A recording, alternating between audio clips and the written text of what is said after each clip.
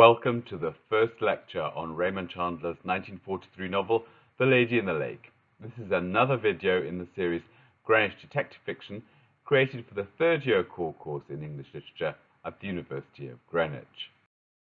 In this lecture, we'll do several things, but first, we'll recap very briefly the story of detective fiction as presented by this course. As you know by now, I'm not interested in offering a complete or new history of a genre, but rather in using detective fiction to help us reflect on what we do whenever we read, what techniques we use, what pleasures we derive from reading, and what problems we face, whether we want to or not.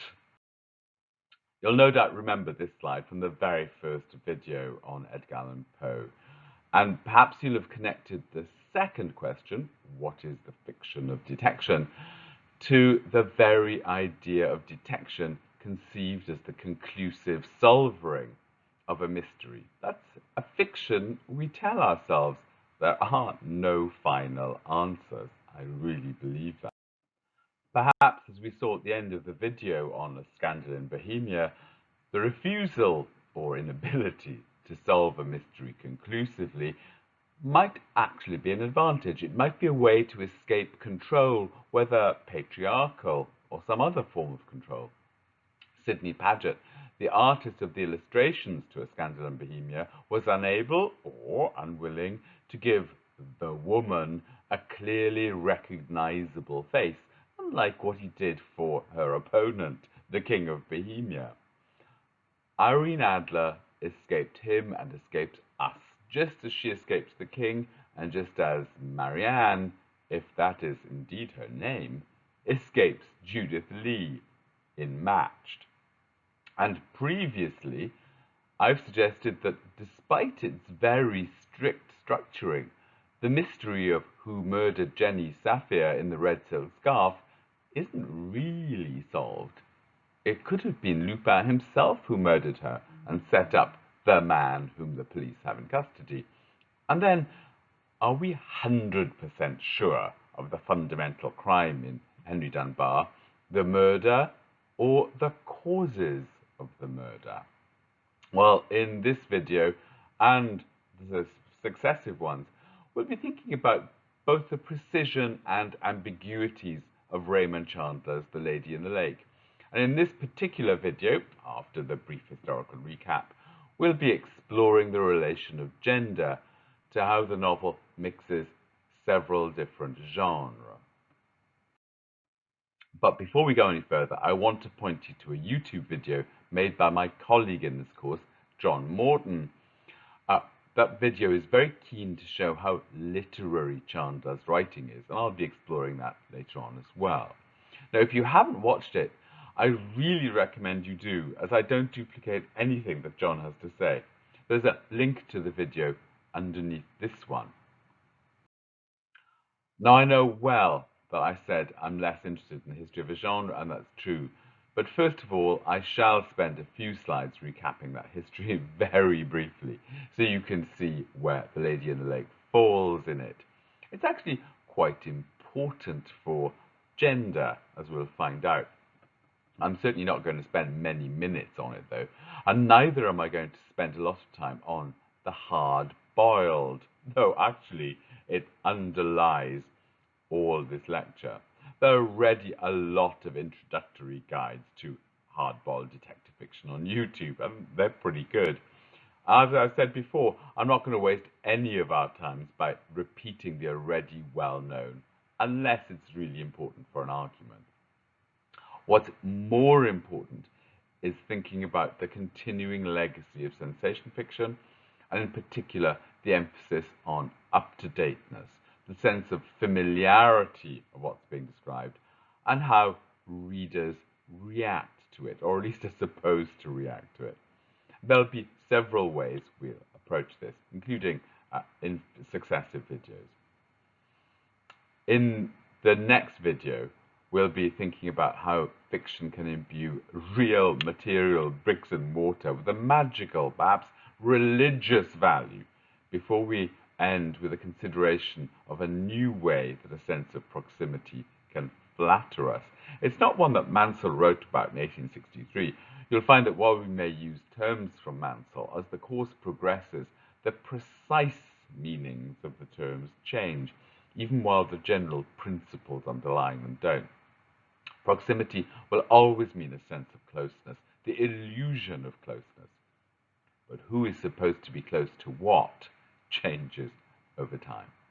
Now then, before we go any further, a quick recap of the history to show you where we are now. Now, you'll have seen variants of this timeline before, in the first video on Henry Dunbar and in the first video on Sherlock Holmes. You'll see that, apart from Poe, so far it's Anglo-centric, and I'm certainly not going to go over the details again. Have a look at those videos for the detail, in fact. This is just a reminder. Here we reach Matched and Scandal in Bohemia. And I think the thing to note here, apart from the early appearance of the woman detective in fiction, even if women were not employed by the state for another 60 years, is the idea of the series of cases with the same detective. Obviously, this starts with Edgar Allan Poe's Three Tales with his amateur detective Dupin in the 1840s. Now, I don't note it here, but James Redding Waring's Mrs. G, which was published in volume form in 1864, actually had its origins in a series of short stories starring his heroine in a magazine called Grave and Gay, which appeared in 1863. The series, then, doesn't begin, as this timeline might suggest, with Sherlock Holmes. Rather, Sherlock Holmes, as a recurrent figure in a series of tales, is already in an established tradition that certainly dates back to James Redding Ware's Mrs. G from 1863. The 1864 there is, as I repeat, the volume form of the collection.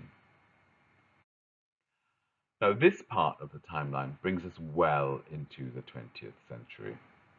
Since there's a limit to the number of texts we can study on this course, we're offering an additional and entirely optional extra session for you on Agatha Christie's The Murder of Roger Ackroyd.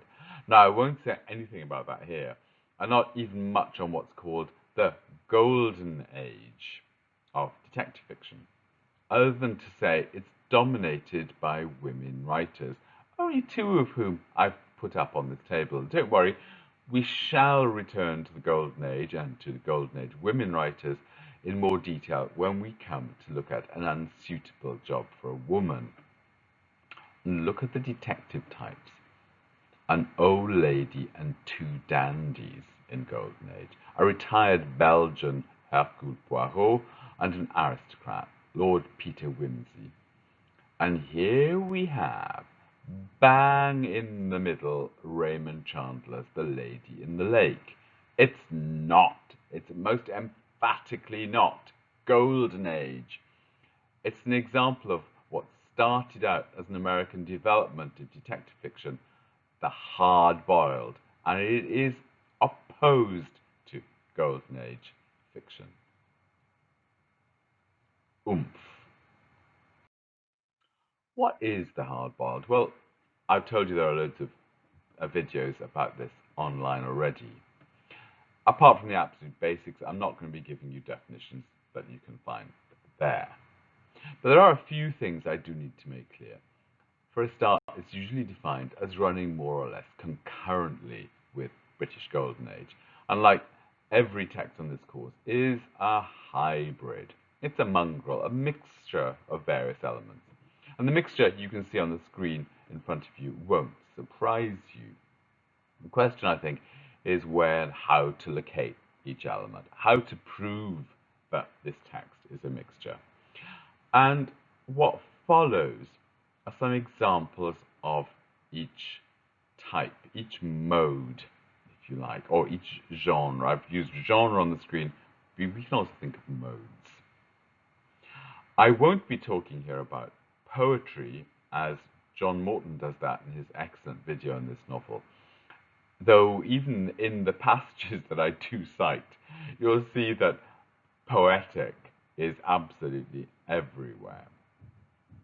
Now, I won't be talking separately about what Chandler writes in his famous 1944 essay on the simple art of murder.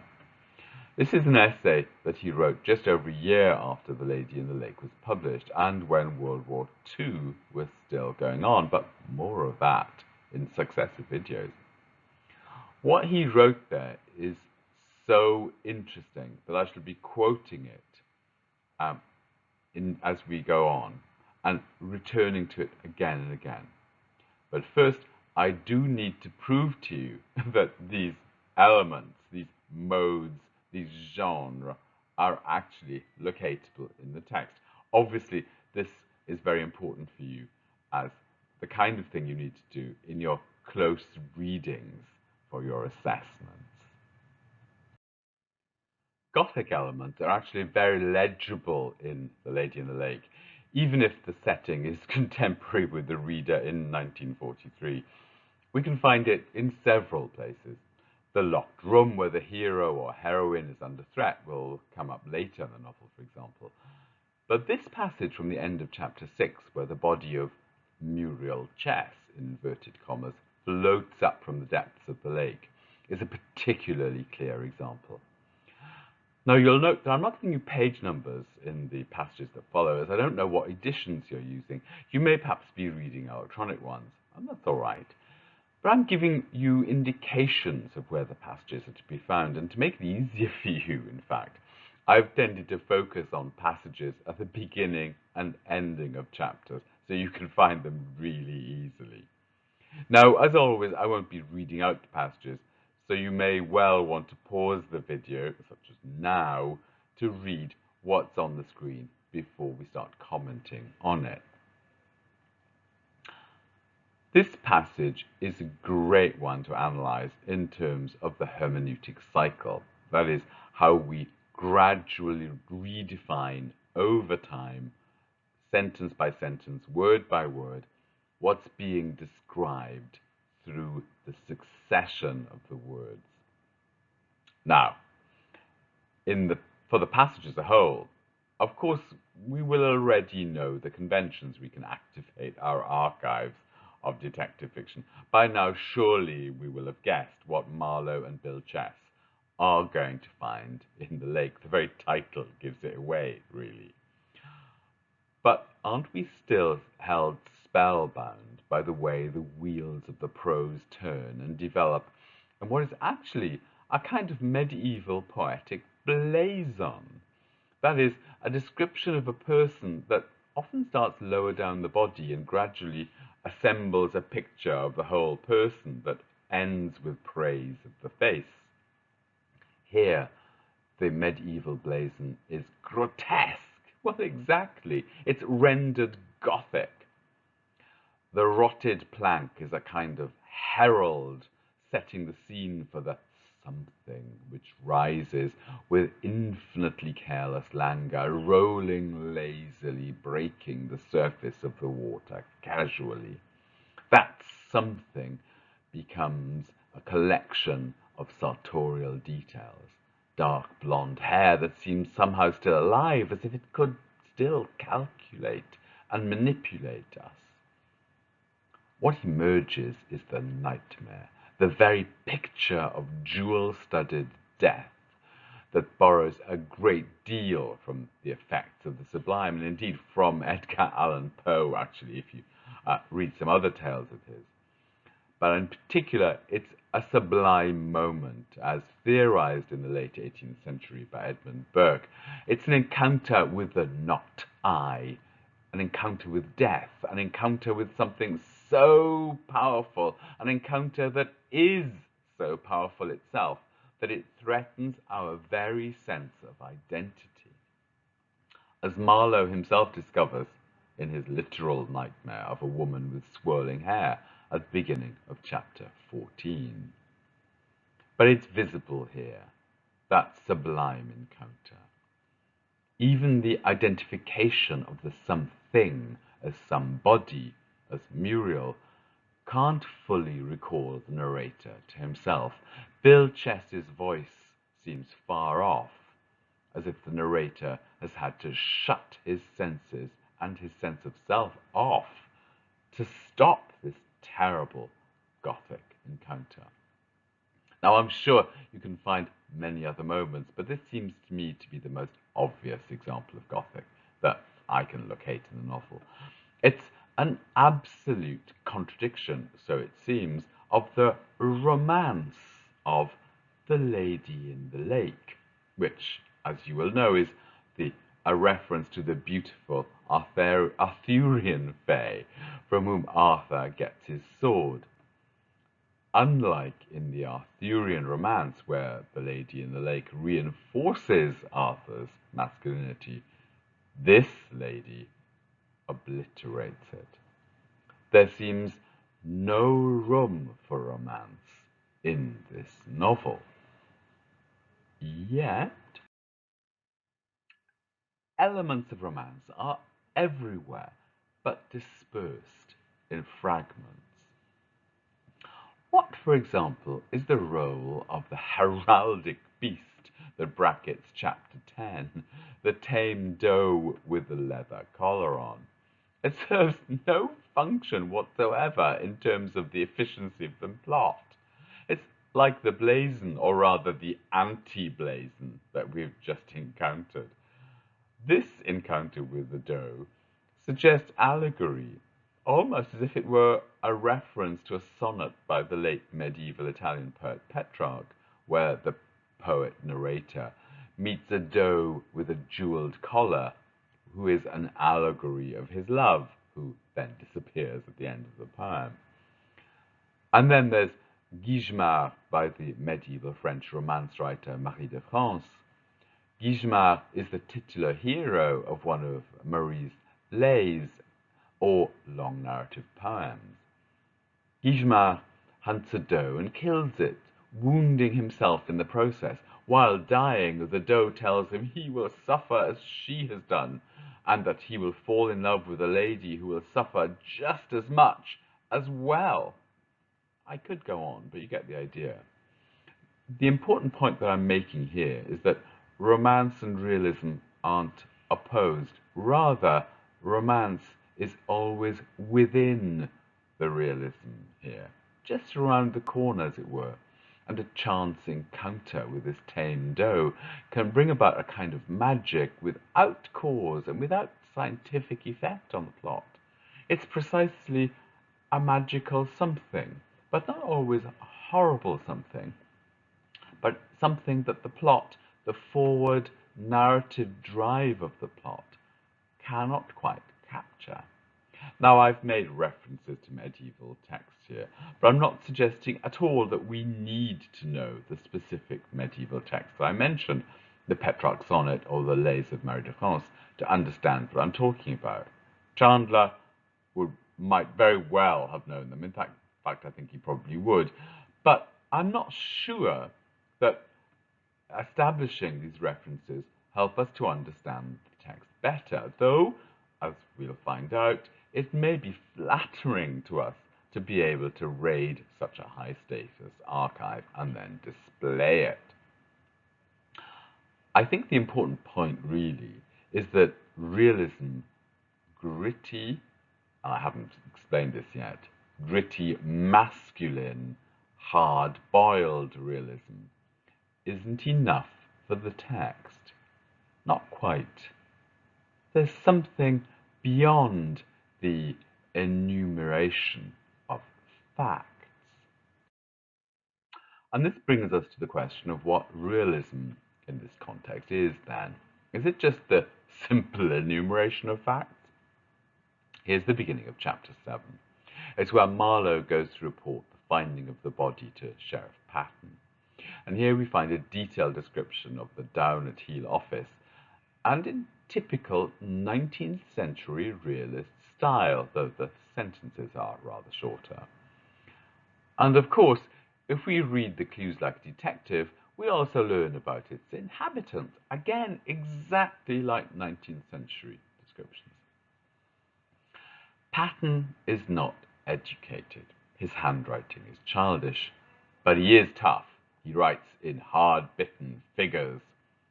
He doesn't care about appearances. Well, actually, of course, he does. He rather makes a show of masculine carelessness, including of his old plaid jacket, his mackinaw. Typically, Marlowe, or is it Chandler, notes the implements for writing on Patton's desk, though even if such technology is essential for the operation of the law, it's clear from the description it doesn't get much use. Crucially for this novel, in 1943, Patton's door displays both a red cross symbol indicating his commitment to helping others and, perhaps less familiar to you, a United Service Organization card, a USO card. The USO is an American charitable corporation that still exists, that had been founded just 2 years before the novel was published in 1941. It was founded in partnership with the Department of War, and we'll certainly come on to this later, in order to keep up the morale of troops. The USO wanted to be the GI's home away from home. It provided entertainment for the troops.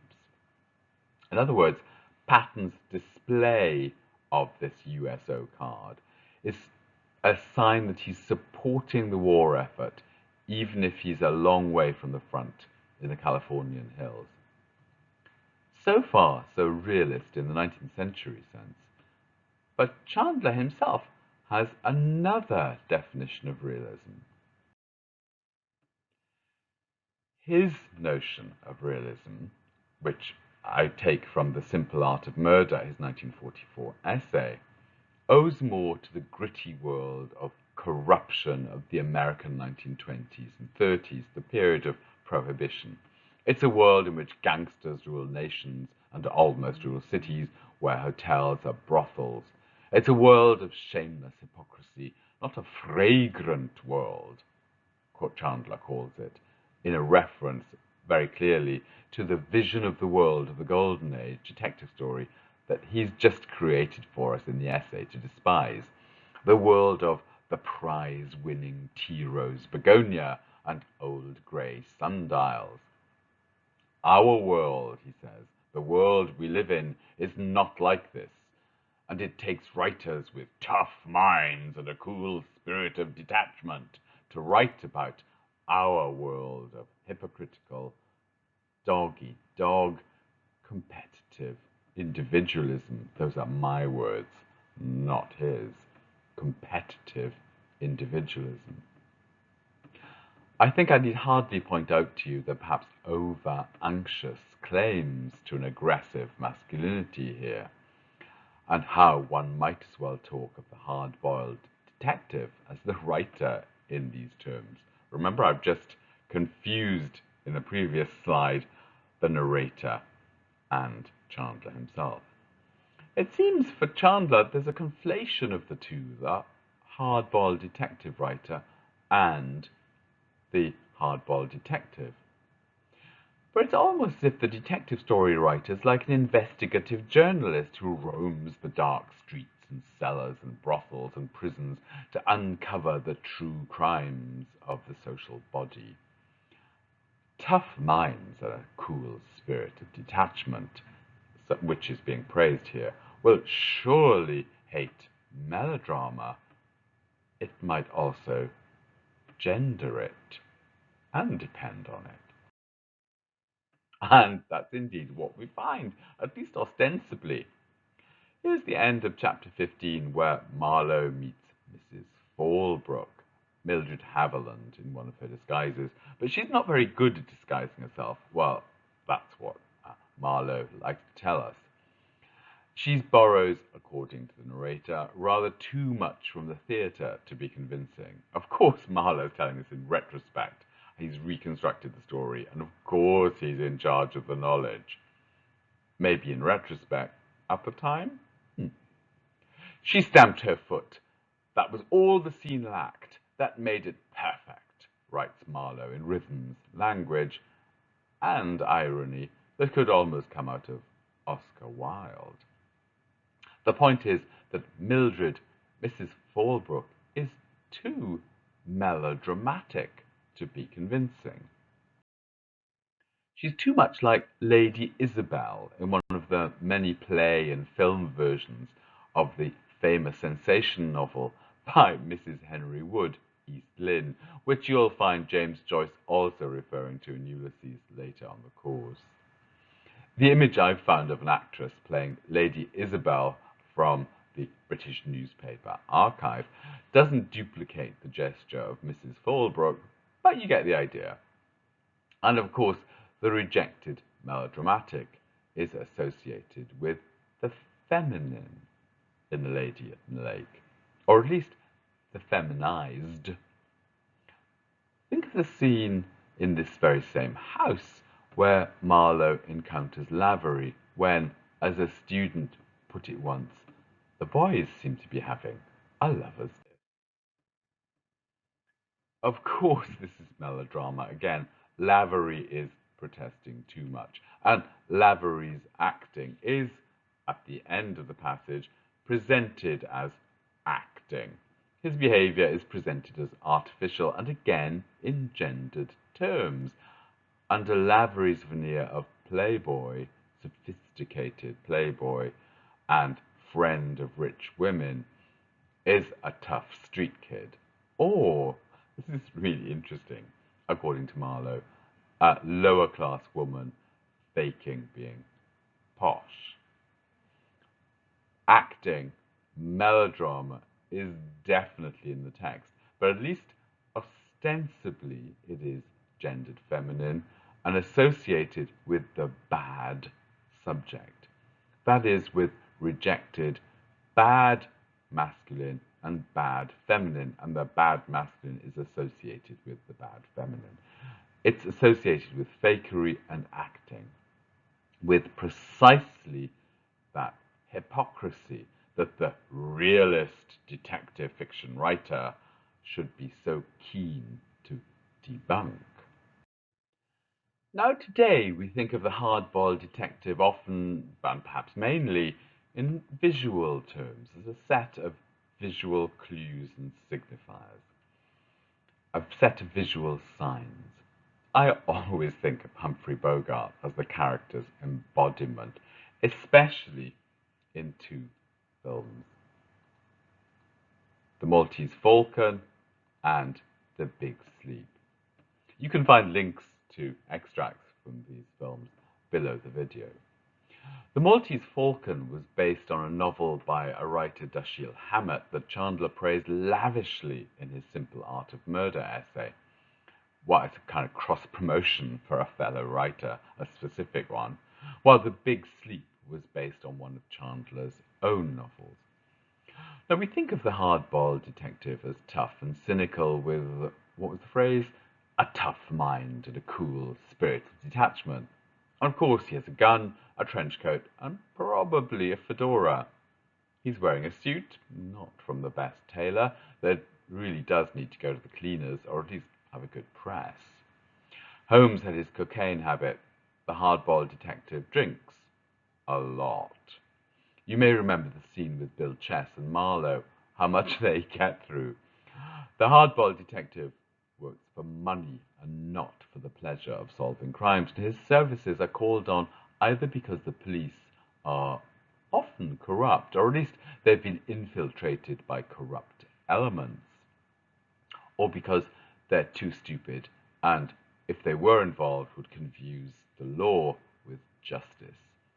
Or perhaps because the law doesn't quite cover the problem, such as with a disappearing wife. The hard-boiled detective is vulnerable, but no means is he invincible.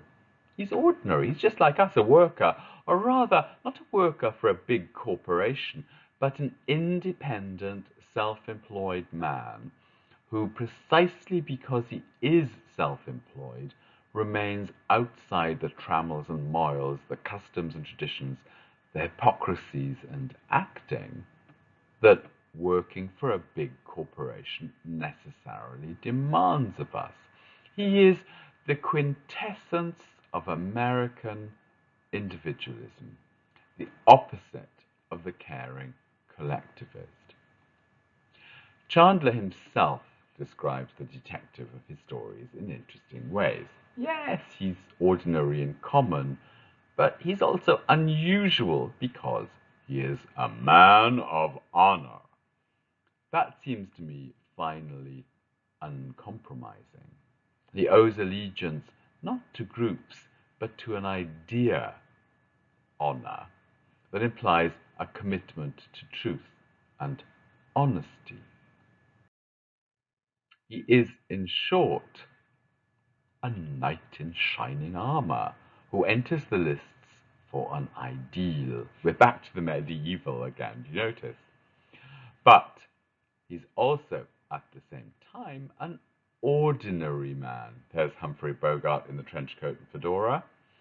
And in the very conception of the hard-boiled detective and in Chandler's praise of realism, therefore, lies romance. The romance of how an ideal man should behave. Marlowe's quest for truth is also a quest for masculinity. He has to prove himself over and over and over again. Now, where did this gender anxiety come from?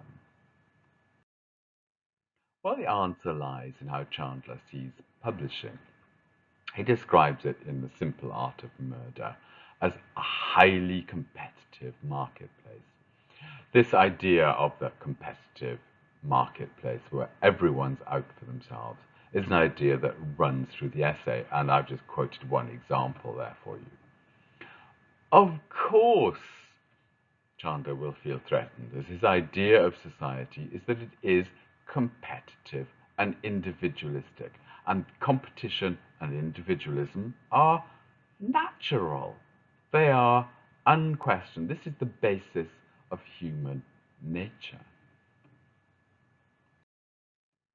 Of course, he hates Agatha Christie's Miss Marple and Hercule Poirot.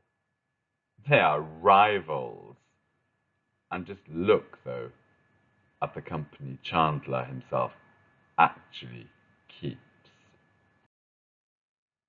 This is the cover of the 1943 cheap re-edition of the novel by the mass-market publisher Grosset and Dunlap after the first edition by the reasonably upmarket publishing house Knopf.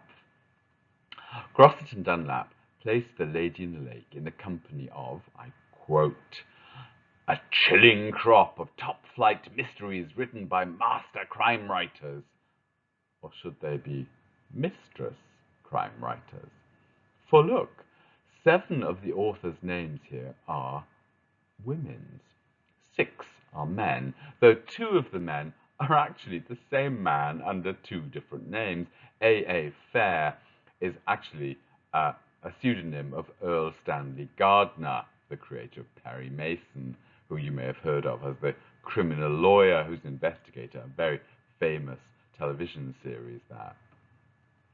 W.H. Roden is actually a man, was the new author of pulp set in New York. He's not very major at all, only produced 4 novels. Well, Geoffrey Holmes, well, I'm sure you'll get the reference, was the pen name of Daniel Mainwaring, who's best known now as a screenwriter. He wrote the screenplay of the 1956 cult classic Invasion of the Body Snatchers, fantastic film. While the Lockridges, Francis and Richard, were a prolific husband and wife writing team who ended up as joint presidents of the Mystery Writers of America in 1960. Now, if you're going to be committed to a certain vision of masculinity where the individual counts and is in competition with just about anything that moves, then logic dictates that you are going to be concerned with maintaining it from incursions. That's hence the anxiety. Now, I don't want you to think that I'm talking about Chandler, the person. This is really important. I have no idea what is going on in this person's mind. But when you create a public persona, that character, as if in a play, has to follow a certain logic. And I'm talking about Raymond Chandler, the textual character who survives and was created in print, not any living, breathing, pipe-smoking body that you can see a trace of before you. This, of course, is a constructed photograph, it's a publicity photograph, but nonetheless there is a body that left that trace, and I'm not talking about that body. I've no idea if these anxieties appertain to this authorial body before us. I am arguing that they are detectable through many clues in the Raymond Chandler, which is a metonym for a certain collection of published works. If the hard-boiled detective and the hard-boiled writer seem at times to merge, then that's an effect of how the publishing marketplace operates. Publishing requires authors to be actors. Hypocrisy, the kind of hypocrisy that Chandler's denouncing, is absolutely embedded in the medium in which he operates, in which he denounces the hypocrisy. And this operation of the publishing marketplace is an idea that we shall be returning to again and again in later texts, and indeed in the next video. Until then, stay safe.